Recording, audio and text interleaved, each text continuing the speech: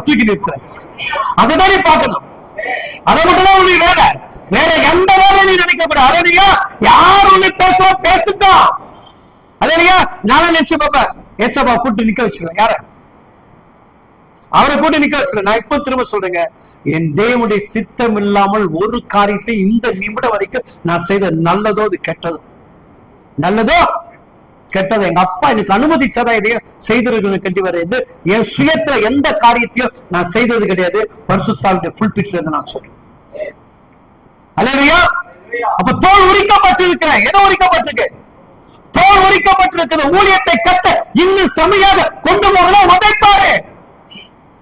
இந்த உரல் மாதிரி என்ன ஆகும்? ஒரு பக்கம் கை வந்து என்ன பண்ணும்? உரல இடிக்கும். ஒரு பக்கம் தண்ணி வந்து இடிக்கும்.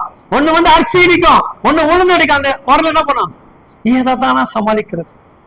அது நினைச்சா என்ன ஆகும்? அத நினைச்சா என்ன ஆகும் சொல்லுங்க. கொஞ்ச நேரம் அப்படி நின்னா என்ன ஆயிடும்? அறகுறையா நின்றோம்.